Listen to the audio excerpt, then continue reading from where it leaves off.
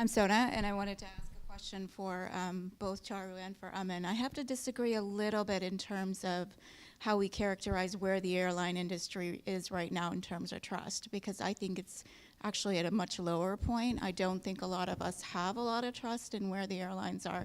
Even though I think Alaska's really high up there, I don't think that the majority of people, when they get on a plane, really do think that there's a lot of trust in the airline.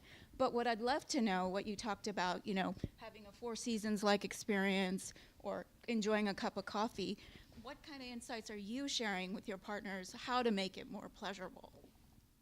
Yeah, so, I don't, Shara, do you want to go for it? Sure. One of the things we started a couple of years back is a feature called real-time reviews, where we ping customers and we'll get real-time feedback from them. And it's now much more propagated in the hotel, in the lodging space, where a lot of our partners are using that to fix problems before they happen. Because if you have a bad experience and then later on you write about it on TripAdvisor or wherever, or even on Expedia,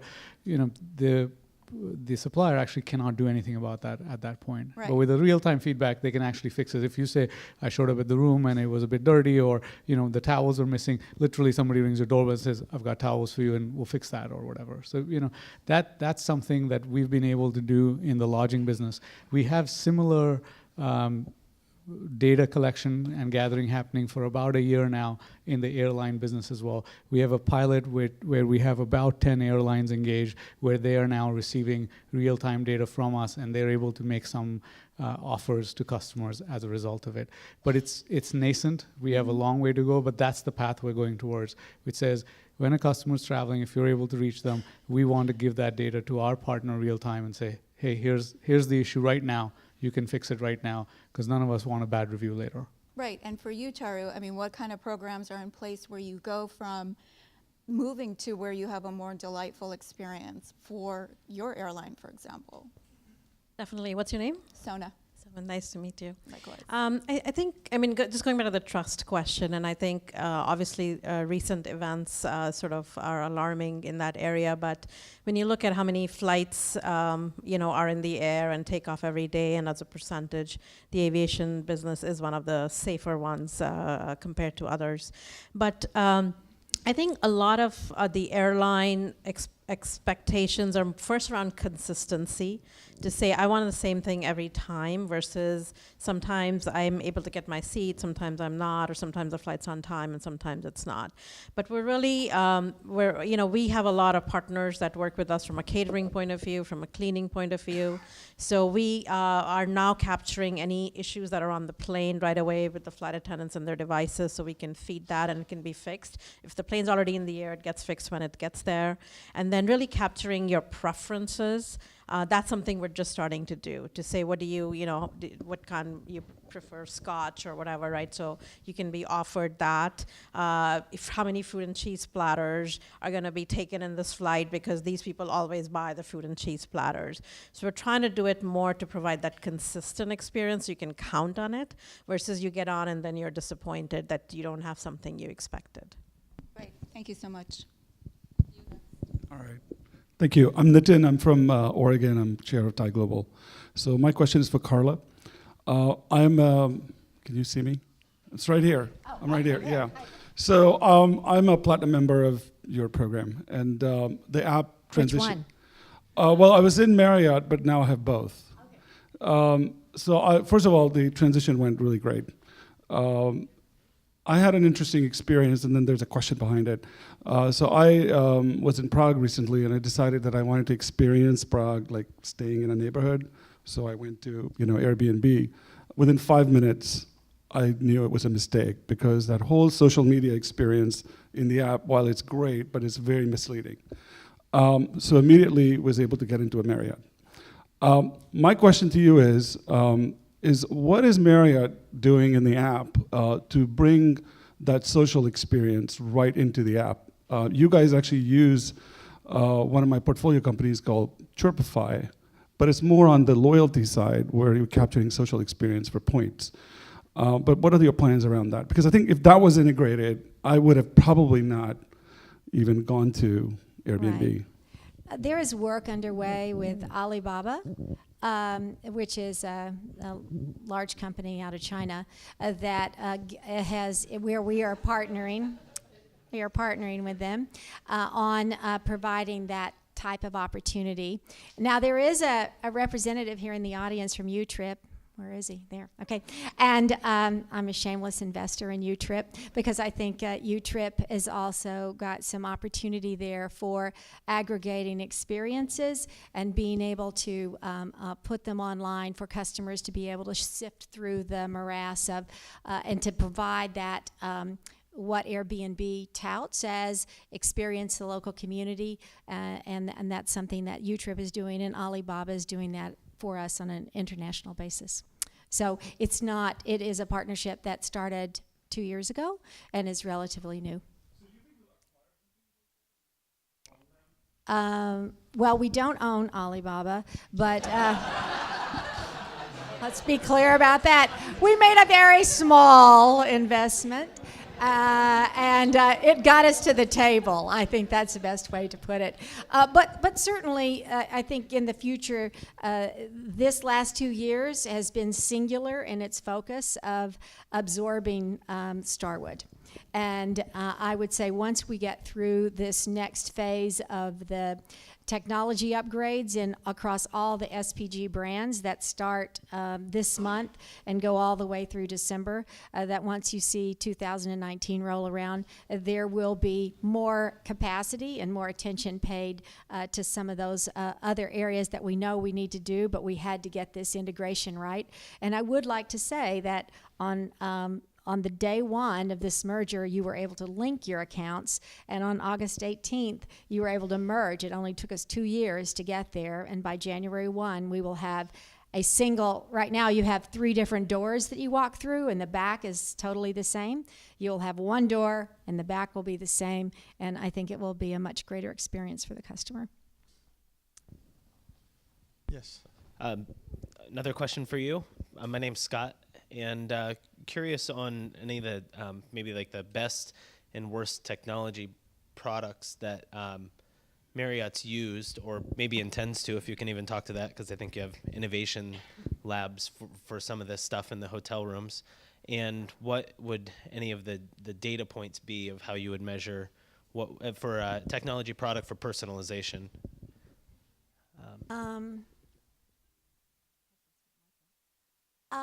The best and the worst technology for personalization, right?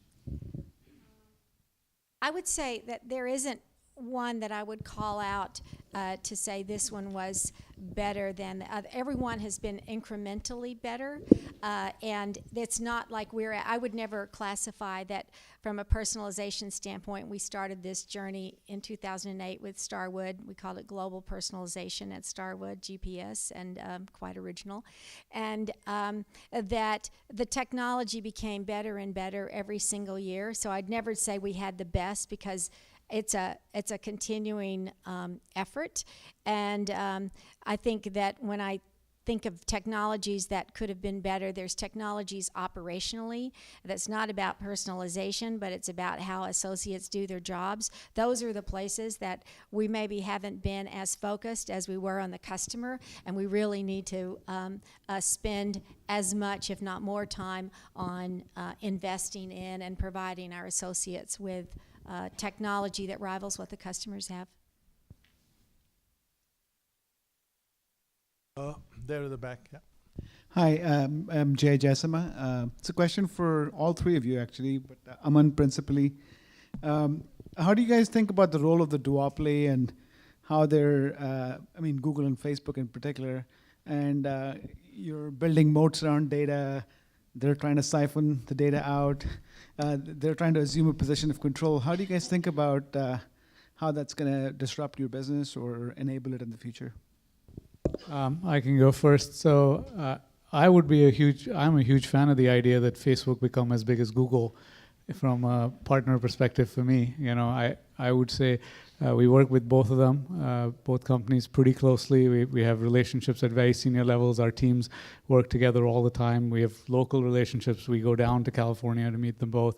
And Facebook is still a few years behind Google when it comes to being an advertising platform and really monetizing advertising in the same way that Google can. The way Google is able to capture intent and really optimize it is still well ahead of Facebook, in my opinion.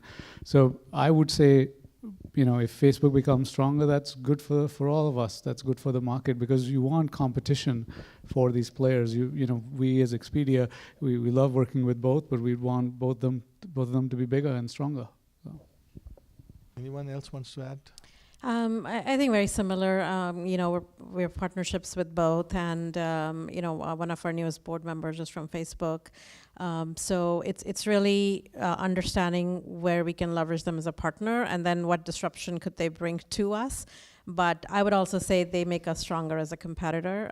So having that in mind and looking at where they're going, if they decide to get into the travel business, it would be something that would make us stronger and get us to a better place. Hi, my name is Dan Beecraft. I am corporate director at Morgan Stanley, invited to this event tonight. So I've noticed that you guys were talking about China and the consumer in your industry. And as on the portfolio side from our firm, I hear this expectation from China, but no one's talking about since 2008, there's been $127 trillion in new global debt, of which China has taken 40% of that.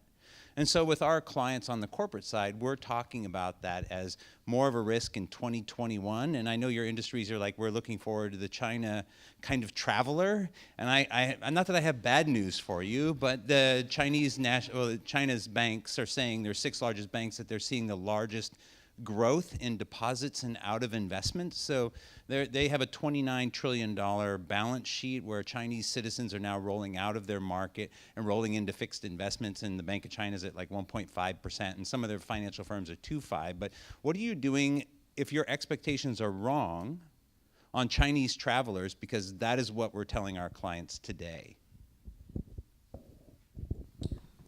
I'll take that, because I can tell you that I think there's enough business to go around, and it's not just Chinese-centric, okay? And one of the things that Marriott has been working on is, at least for the United States and travel to the U.S., is making sure you stay close to what the Trump administration is doing, because we want to make it easier, not harder, for customers to enter the United States and to benefit, whether they're from China or from anywhere else.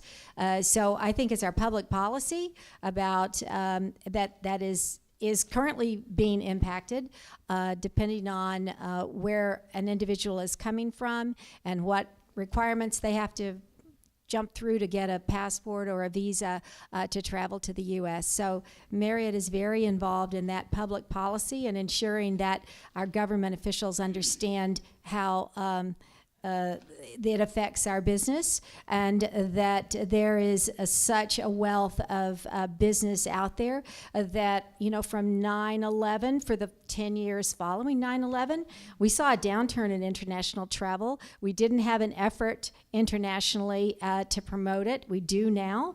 It's sort of on the bubble right now with the Trump administration, and you would think, since he owns hotels, he would have a greater sense of what that impact is, but who knows? And I would just say that travel isn't just for the Chinese, and that there are markets out there that are still untapped for the United States.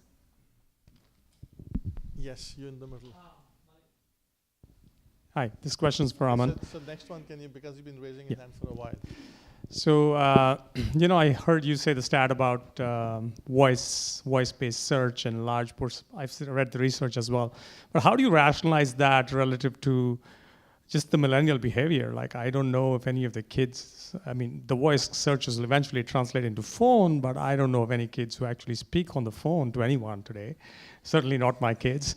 So that's one question. And the next question is I'm in the customer service space, and so what is your perspective on chat as a channel? And is that something you've given up, or is that something you're investing more heavily on? No, so maybe take your second question first.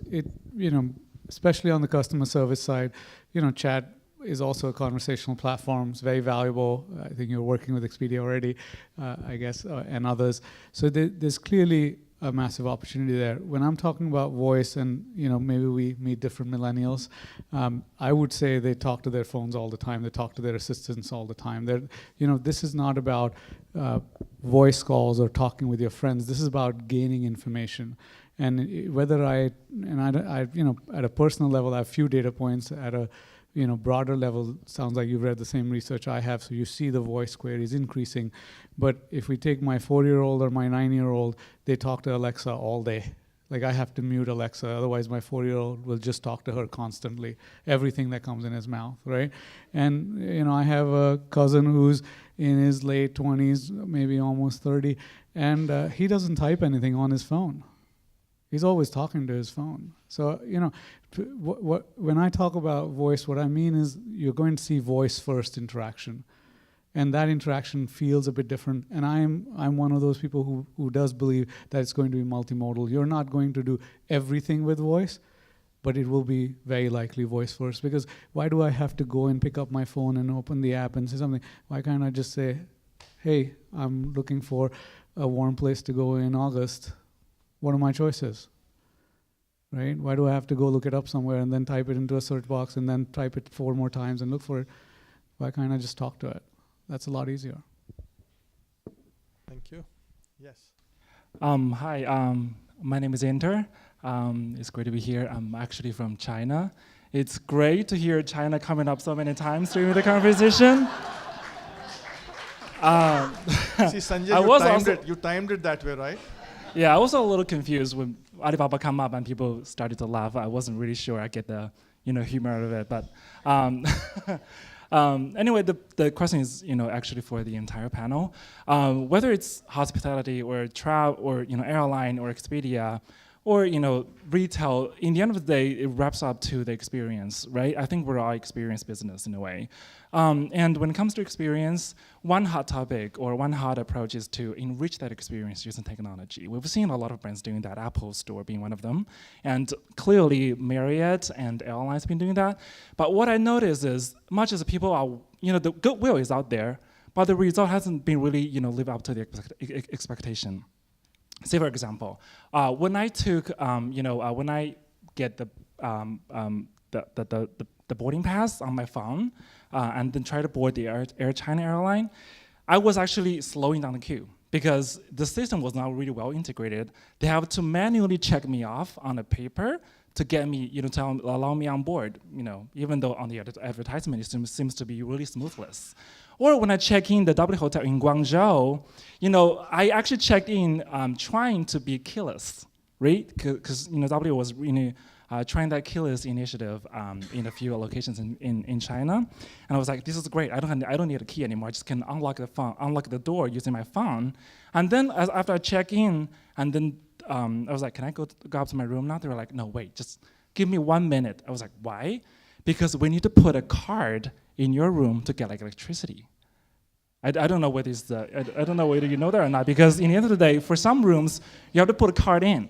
So that experience hasn't really been that smooth so far. So what I noticed is, there was like 3 years ago, every brand started to use technology to enrich their experience, and then it started to slow down a little bit.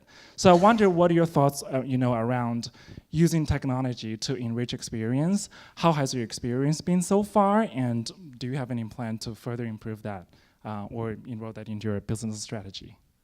So this is a very open-ended question, and the answer from each one of them could take another half an hour. So I will take the liberty of requesting Charu to share. I would say that, especially in the airline business, a lot of airlines have focused on sort of their own experience that they can directly provide. And when it gets to partnerships and alliances, there's a huge opportunity to do better. And even airlines that are in alliances are not sharing data, or you're not able to seamlessly go from one airline to another, like you said. And so that's an area that we're looking at to say, how do we sell each other's product? How do we make it a seamless experience? So when you're changing carriers, they know who you are, they have the same PNR and the same reservation. But it will take us all coming together, and then the GDSs and the structure of how the data is all stored in the back end, we have to sort of abstract out of that to make that happen. So huge opportunity, not for lack of not wanting to do it. It's just one of those things that's very complex to do. You know, it's interesting because the experience thing has come up in the last 5, 7, 8 years more and more. But expectation is that it should be done like this. Okay, so we are coming to the fag end of this event. So one last question. Okay. Hi, my name is Ahmed. This question is for Aman. So you mentioned Google, and my background is Booking.com, so I'm very familiar with Google. Initially with Google, you had search. Then Google came with Google Hotel Finder, Yep. 2 products. Now Google has Google Content, pictures, reviews, all this. And they're getting more and more into this. Google Hotel Finder, for example, has even loyalty rates from Hilton or Marriott, which no other price comparison site can claim. So my question is, I don't think it's going to be a matter of if, but when Google enters the OTA space. And how does Expedia compete against a behemoth like Google? Yeah, get that question a lot. Interestingly, well, Google has been in the travel business for a long time. In fact, since the purchase of ITA, I think they spent about 800 million on it. I want to say almost 9 years ago now. And what you see at Google is that they've continued to improve the experience, and yet they're very, very focused on the monetization being through advertising, right?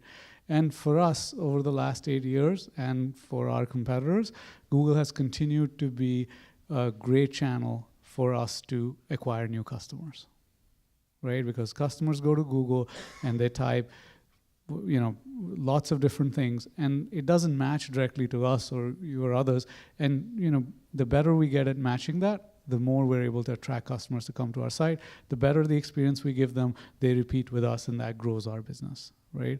If you talk about the idea that Google will become an OTA or even more, Google could be much more than an OTA, then yes, in those moments we will be very, very competitive with them, right?